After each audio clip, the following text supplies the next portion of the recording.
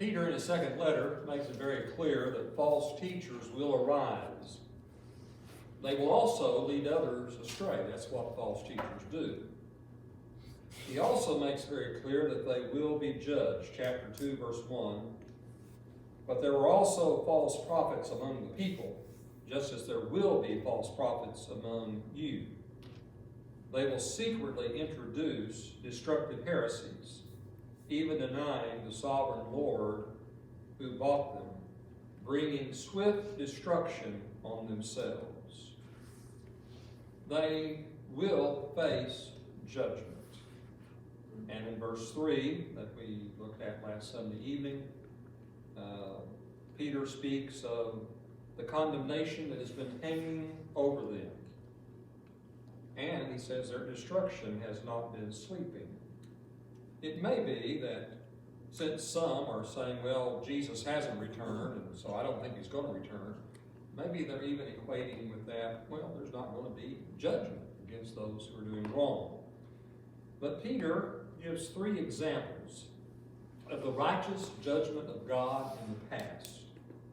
We might call these case histories. And we see these in 2 Peter chapter 2, verses 4 through 9.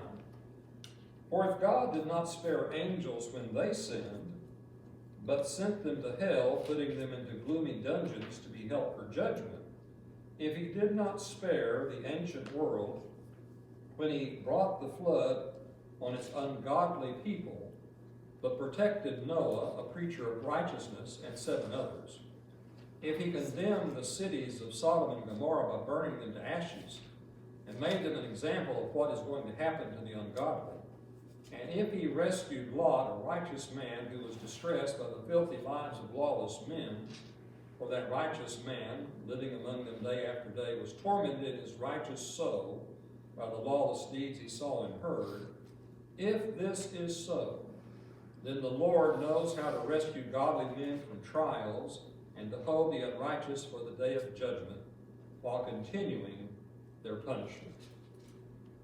One thing you may notice as we have read this is it is one long sentence. Now, the New International Version likes to have shorter sentences, but when they came to translate this passage, they couldn't. It is one of those long sentences that has if, and then finally, then. Several if clauses. There's terminology for that I can't call to mind right now. But Peter first gives the example from the past, from the Old Testament, of the angels who sinned. God did not spare angels when they sinned. Now, how much do we know about angels? Not near what we would like to know. And you cannot base your knowledge of angels on movies, on the very popular and very entertaining and moving television series. You've got to base it on the scriptures, and scriptures don't tell us a whole lot about the angels, and they don't tell us a whole lot about the angels when they sinned. We just don't know a lot about the circumstances of their sin. Now, we sometimes talk about the fallen angels. Some equate that with the sons of God that are mentioned in Genesis chapter 6 who married the daughters of men. Well, certainly, if an angel took upon himself a human form with the ability to procreate, if he did that, it was not a good thing. That would be an angel doing what he was not supposed to do. Now, the Old Testament doesn't comment on whether the sons of God were the angels. It doesn't comment on what the sin of the angels was. But there was a whole lot of Jewish legend by the time of Jesus and Peter. Peter, no doubt, knows of that. If you read 2 Peter and you read the little book of Jude, you notice that they cover some of the same thing in very similar wording. And Jude, in his brief letter, actually mentions Enoch. And between the Old Testament and the New Testament, there was this writing that bore the name of Enoch. And it was one source that talked a lot about the fallen angels. Well, there's a whole lot we don't know about what the sin of the angels was. What we do know is that God judged them. What is very clear are the circumstances of the angels' judgment. God sent them to hell, putting them into gloomy dungeons to be held for judgment. God did not spare the sinful angels. He dealt with them. Now, the NIV has here that he sent them into hell. That may not be the best translation. Some view the place where they were sent as Tartarus. This refers to the underworld, and this was something from the Greek mythology. But there was the underworld into which rebellious spirits and humans were sent. It was a horrible holding place until the day of judgment. Peter refers to the gloomy dungeons. That doesn't sound like a very good place to be, does it? Now, Jesus, as he talked about the rich man and Lazarus, he talked about the rich man going into that waiting place where he was in torment. Lazarus, on the other hand, went into paradise, a waiting place where it was very good. The situations of the rich man and Lazarus were reversed from what they were in life. Again, we're lacking in a whole lot of information. But Peter makes it very clear. Okay, those sinful angels were punished. That is one example from the past of God dealing with the sinful. Peter's argument here, we could say, is from the greater to the lesser. If God did not spare angels who beheld his glory when they sinned, he will certainly punish false teachers who purposely lead people astray. Then Peter gives a second example in verse 5. He talks about an event in the ancient world. It was a very big event. It was the flood in the day of Noah. God used the flood to judge the ungodly. As we recall from the book of Genesis, the people had become more and more sinful. God says, I basically regret that I made man. However, it wasn't the end of things, because there was one man named Noah who was righteous. God instructed Noah to build the ark. God dealt with the sinful world. They perished in the flood.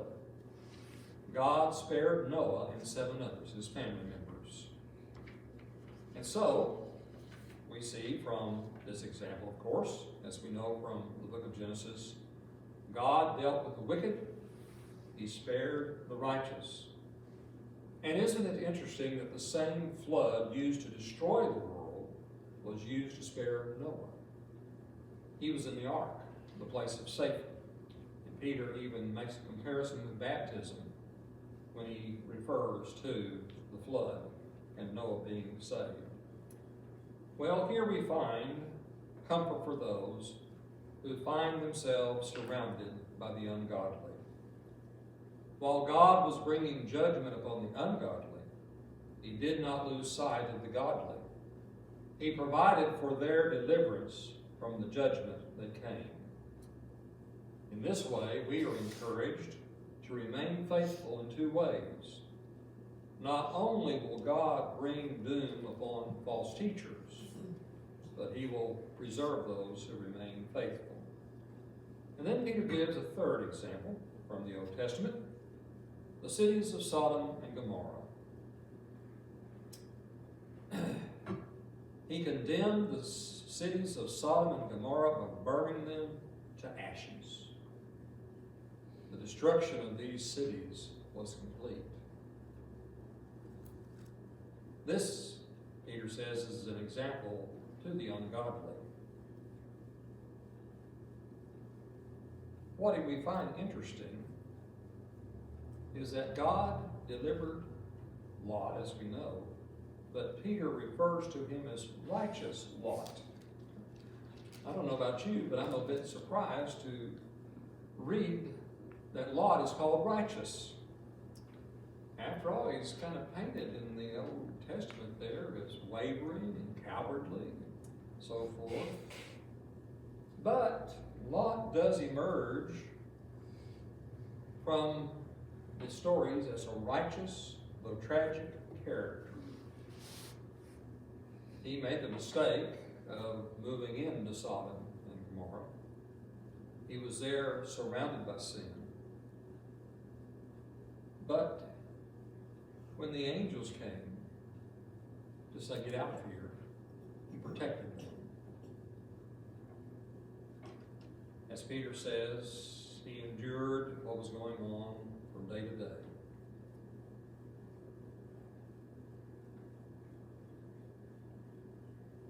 God punished again the wicked, and he spared the righteous person Lot. Well, this leads Peter to summarize this section of Scripture in his statement in verse 9. If this is so, then the Lord knows how to rescue godly men from trials and to hold the unrighteous for the day of judgment while continuing their punishment. Peter says God has been faithful in the past. He will be faithful in the future. There will be a day of judgment. We see all the evil in the world around us.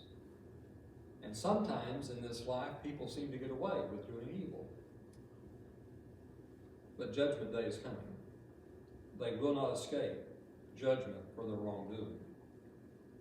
And also, those who are faithful to the Lord will be spared. That is reassurance. Mark Black comments, the point could hardly be clearer. God has always brought certain destruction upon those who rebelliously followed their sinful desires, and at the same time, he has protected those who remain faithful to him. If he did so then, he can be counted on to do the same with regard to these Christians and the false teachers who are afflicting them. The false teachers face doom. There is good news for those who remain faithful